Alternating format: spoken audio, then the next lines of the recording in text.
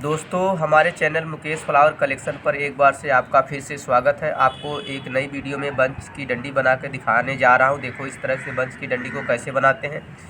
ये देखो दोस्तों, ये 36 पॉइंट की बंच की डंडी है और इसको बनाने के लिए आपने एक बंच की डंडी को परचेज़ करना है। दिल्ली के सदर बाज़ार में मिल जाता है। ये डंडी को परचेज़ करने के बाद डंडी को आपने ऐसे से सारा इकट्ठे हुआ रहता है, इसको ऐसे से आपने इसको खोल लेना है, ठीक है ना।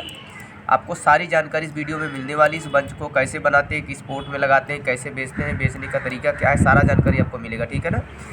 इस तरह से आपने जब पूरा खोल लोगे, खोलने के बाद आपने क्या करना है, एक फूल फिलर होता है। इस तरह से आप ध्यान से देख लो, इस तरह से फिलर मिल जाते हैं दिल्ली के सदर बाज़ार में। इस तरह फ्लावर वाले yellow colour, red colour, white colour, कई कलर मतलब 5-6 कलर के मिल जाते हैं, जो मर्जी आपको लगे। तो आपको कैसे लगाना है, तो आपको दिखा रहा हूँ सारा, ठीक है ना। तो इस तरह से आपने इसको इसमें लगा देना है। 36 वाले में एक में ऐसे लगाना है। और ये जो पत्ती है, इसको जेम्बू पत्ती बोलते हैं। ये भी आपको देखो इस तरह से गड्डी के रेट में, किलो के रेट में मिल जाती है। इस तरह से आपको मिल जाएगी। इसको आपने मिल जाएगी तो इसमें आपको ख़रीद के ऐसे खोलना होता है, ठीक है ना। ये देखो ऐसे खोल लेना है, खोल के रख लेना है। और आपको बता रहा हूँ कैसे लगाते हैं, इसको कैसे तैयार करते हैं। इसके बीच में फिर एक फूल के बीच में एक पत्ती लगा लेना, ठीक है ना। एक फूल एक पत्ती, फिर आपने एक फूल लगा लेना है, ठीक है। इस तरह से आपने लगाते जाना है। इसमें थोड़ा सा बनाने में टाइम तो लगेगा है, टाइम लगता है, लेकिन कोई बात नहीं, बंच बढ़िया बन के तैयार हो जाता है। इस तरह से आपने देखते रहना है। आपको कैसे बना के हम सारी जानकारी दिखाने की कोशिश करता हूँ। ये देखो इस तरह से, ऐसे आपने इस तरह से, या आपके घर में जो कोई फैमिली हो, खाली ही होता है, जिसके पास कोई टाइम ना होता है, वो आपको घर में ऐसे बना सकता है, ठीक है ना। इस तरह से जब आप बना लोगे, इस तरह से सारे में लगाएंगे तो आपको 5-6 मिनट का टाइम लग जाएगा। आपका टाइम ख़राब नहीं करना चाहते, इसलिए देखो इस तरह से जब बनाओगे तो आपका इस तरह से सारा रेडी हो जाएगा, बिल्कुल ऐसे रेडी हो जाएगा। अब इस तरह के बनने के बाद आपने क्या करना है, इस तरह से जब आपका बन जाएगा तो इसको एक पत्ती को इस तरह बीच में लगा लेना है। और ये ग्लू गन की मशीन होता है, इसको बिजली के करंट के सॉकेट में लगा दोगे, गर्म होकर ना इसमें दबाओगे तो इस तरह से ग्लू गन निकलने लगती है। फिर आपने क्या करना, इसके बीच में थोड़ा सा ग्लू गन लगा देना है। ग्लू गन लगाने के बाद में इसको इस तरह से ऐसे लगाते जाना है, ठीक है ना, आसानी से। ध्यान से देखोगे तो आपको सारा समझ में आएगा। इस तरह से आपने फूल को लगाते जाना है। और हमेशा याद रखना, जब भी आपने लगाना, जैसे आपका रेड कलर है तो इसके साथ वाइट या येलो की मैचिंग कर देना है। मतलब इसके साथ के अगर कलर मैचिंग करोगे तो दब जाएगा, दिखेगा नहीं कलर। अपोजिट कलर हमेशा लगाना है, ठीक है ना। जैसे रेड है तो वाइट, अगर इसका वाइट का कम्बिनेशन तो रेड के साथ मैचिंग कर सकते। इस तरह से जब सारा लगाओगे तो आपको कितनी लागत पड़ने वाली सारा आपको दिखा दूंगा कि कितनी लागत पड़ने वाली, इसको कैसे बनाते, ठीक है ना। इस तरह से जब आप सारे बना लोगे तो आपको बनने के बाद देखो इस तरह से रेडी हो जाएगा आपका, ये आपका बंच रेडी हो गया, ठीक है ना। और इसमें लागत कितनी पड़ने वाली है, इस तरह से देखो जो पत्तियां हैं, इसमें 36 बंच की डंडी में 72 पत्तियां लगने वाली है। इसका वेट कर सकते हो आप कितने की पत्ती पड़ने वाली है।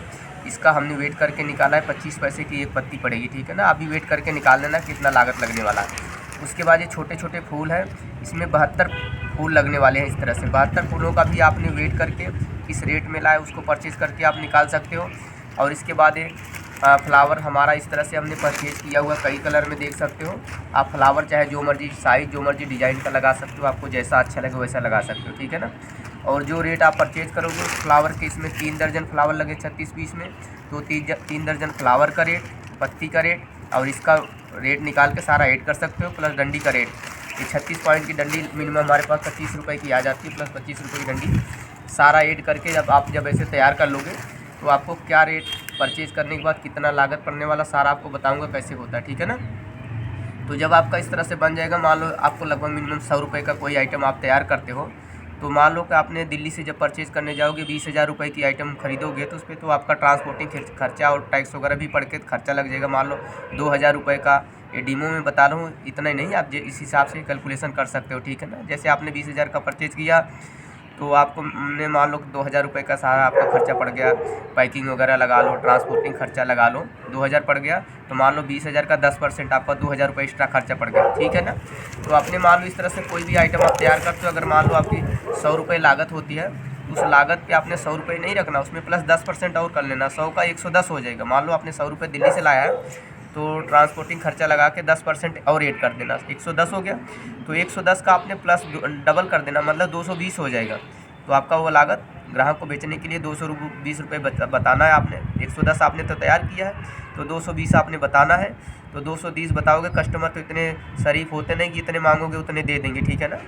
तो कि आपका 110 रुपये का खपड़ा है, आप ग्राहक से कहो नहीं भैया 150 का हम देंगे, हम कम नहीं करेंगे, तो ग्राहक भाग जाएगी, आपकी दुकानदारी फेल हो जाएगी, ठीक है ना। इसीलिए आपने हमेशा याद करना है, तो डबल ही रेट रखना है। 110 या तो डबल, जितना आपको अच्छा लगे, ज़्यादा भी मांग सकते हो। तो 110 का आपने 220 मांग लिया, तो ग्राहक जाते जाते अगर 150 भी दे देगा तो आपको 30-40 रुपये का फ़ायदा हो जाएगा, ठीक है ना।